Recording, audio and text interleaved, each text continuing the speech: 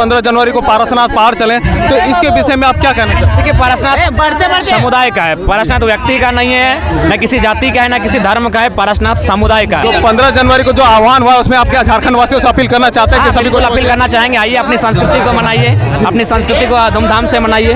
शहर में बाहरी लोगों का बस बसाव हुआ है, तो हमारी संस्कृति शहर में भी दिखनी चाहिए। तो टुसू का संबंध है कृषि से, टुसू का संबंध है धान से, और झारखंड की जो मूल पहचान है वो यहाँ की लोक संस्कृति, लोक कला, लोक साहित्य, उसी के आधार पर इस राज्य का निर्माण भी हुआ था। और दोस्तों, आप देख सकते हैं हमारे सामने में झारखंड के क्रांतिकारी दादा, आंदोलनकारी दादा जयराम मातो जी पहुँच चुके हैं। तो आइए जानते हैं जयराम मातो जी से यहाँ के जो टुसू पर्व को रखा गया है इसके बारे में।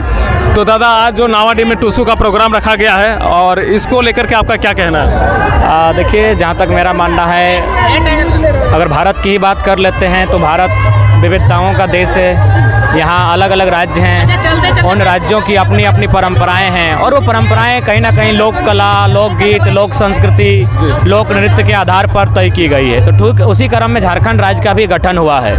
हालांकि झारखंड में भी विविधताएं हैं, विभिन्न समुदायों के बीच एक अलग तरह का रीति रिवाज पनपता है, उनकी अलग आस्था का केंद्र होता है, उनके तौर तरीके, रहन सहन, खान पान, गीत, नृत्य, संगीत अलग अलग होते हैं। और ये जो होती है वह मनुष्य की मूल पहचान होती है। आप शहरों में जाने जाते हैं तो शहरों के अनुसार ढल जाते हैं, तो ठीक उसी प्रकार मनुष्य की कुछ न कुछ मूल पहचान होती है, और झारखंड की जो मूल पहचान है वो यहाँ की लोक संस्कृति, लोक कला, लोक साहित्य, उसी के आधार पर इस राज्य का निर्माण भी हुआ था। तो दादा, बात यहाँ पे उठता है कि टुसू का मतलब क्या होता है? बहुत सारे ऐसे लोग हैं जो हमारे झारखंडी भाई और झारखंड के बाहर के भी लोग होते हैं जो टुसू का मतलब को नहीं समझ पाते हैं। इसका मतलब क्या होता है? देखिए, आपको सरल शब्दों में समझाते हैं कि टुसू का मतलब क्या होता है। देखिए, तो सभी लोग जानते हैं कि दुनिया में सबसे पहले शिकारी व्यवस्था थी, यानी लोग शिकार करके भोजन प्राप्त करते थे, चाहे मनुष्य रहे चाहे कोई भी रहे। शिकारी व्यवस्था के बाद आती है कृषि व्यवस्था, और कृषि व्यवस्था के कारण आज और हम यदि आप संपन्न हैं, आज यदि हम माँ को माँ, भाई को भाई, पिता को पिता नाम से बुलाते हैं, तो उसका कारण है कृषि सभ्यता। क्योंकि जब कृषि सभ्यता का आगाज हुआ तो लोग एक जगह रहने लगे,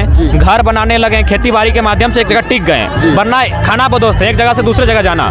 तो टुसू का संबंध है कृषि से, टुसू का संबंध है धान से, और धान चूंकि हमारी प्रमुख फसल है भारत की भी और झारखंड की भी। अब थोड़ा बात करते हैं, जैसे विभिन्न धार्मिक मान्यताएं हैं, कोई विक्रम संवत को मानता है, कोई हिजरी कैलेंडर को मानता है, कोई हिब्रू कैलेंडर को मानता है, कोई अंग्रेजी कैलेंडर को मानता है, लेकिन एक कैलेंडर होता है जिसको हम लोग कृषि कैलेंडर कहते हैं। हालांकि उसको कोई जानता नहीं है, क्योंकि किसानों का वैल्यू नहीं है, तो कृषि कैलेंडर के बारे में लोग उतना भिज्ञ नहीं है, जानकारी नहीं है। तो ये कृषि कैलेंडर कृषि त्यौहार है। कैसे तो बताते हैं, अभी आएगा आखान यात्रा, बस 2-3 दिन बाद आखान यात्रा, यानी उस दिन से कृषि जो कैलेंडर होता है उसका नया साल आता है। नया साल में आखान यात्रा होता है, और समापन कब होता है? जब वो खेती बाड़ी कंप्लीट करते हैं। कृषि कैलेंडर स्टार्ट होता है हर जुआट का पूजा के साथ, और समापन होता है खरियान में धान को मैस के मड़ के अपना घर के भीतर ले जाते हैं। तो ठीक अगहन के महीना में जब हम लोग धान को अपना कंप्लीट करते हैं, फिनिशिंग टच देते हैं, तो उसी का खुशी में हम लोग। अच्छा, और दादा, बात रही कि हम लोग जो टुसू पर्व आजकल गांव में मनाते हैं, लेकिन पिछले कई दिनों से हम लोग देख रहे हैं कि शहरों में भी मनाया जा रहा है टुसू को, तो इसको लेकर के आप क्या कहना चाहते हैं? देखिए, मेरा मानना है कि गांव में तो गांव वाले ही लोग हैं, गांव तो हमारा है, 100% हमारा है, लेकिन शहर में अतिक्रमण हुआ है, शहर में बाहरी लोगों का बस बसाव हुआ है, तो हमारी संस्कृति शहर में भी दिखनी चाहिए। क्योंकि शहर की संस्कृति को हम गाँव लेकर आए हैं, हम बहुत सारे पर्व त्यौहार जो शहर के थे हम गाँव लेकर आए हैं, जो हमारा नहीं था।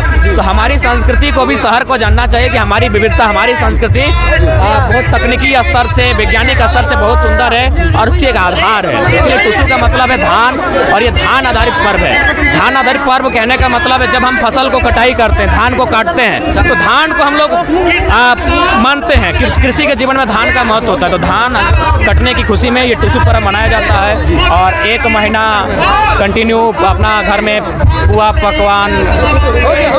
दादा, आपसे मेरा अंतिम सवाल रहेगा कि आज कल एक पारसनाथ का मुद्दा चला हुआ है, पारसनाथ का विवाद जो लेकर के है, तो आप लोग 15 जनवरी को जो आप लोग ने पूरे झारखंड वासियों को आह्वान किया कि 15 जनवरी को पारसनाथ पहाड़ चलें, तो इसके विषय में आप क्या कहना चाहते हैं? देखिए, पारसनाथ समुदाय का है, पारसनाथ व्यक्ति का नहीं है, न किसी जाति का है, न किसी धर्म का है, पारसनाथ समुदाय का है। यानी उस पारसनाथ के इर्द गिर्द जितने भी लोग रहते हैं, किसी जाति, किसी धर्म, किसी सबका अधिकार है, सबकी आस्थाएं हैं, सबकी आस्था का सम्मान हो, इसीलिए पारसनाथ सबका है, और हम चाहेंगे पारसनाथ सामूहिक हो, किसी व्यक्ति। 15 जनवरी को जो आह्वान हुआ उसमें आप क्या झारखंड वासियों से अपील करना चाहते हैं कि सभी को अपील करना चाहेंगे, आइए अपनी संस्कृति को मनाइए, अपनी संस्कृति को धूमधाम से मनाइए। आप देख सकते हैं हमारे साथ आज क्रांतिकारी दादा जयराम मातो जी पहुंचे हैं, टाइगर जयराम मातो जी, और नावाडी में जो टूसू का प्रोग्राम है वहाँ पे इन्हें आमंत्रित किया गया था और आज ये आमंत्रित में ये शामिल भी हुए और हमारे चैनल के माध्यम से आप लोगों को एक इंटरव्यू भी दिखाया।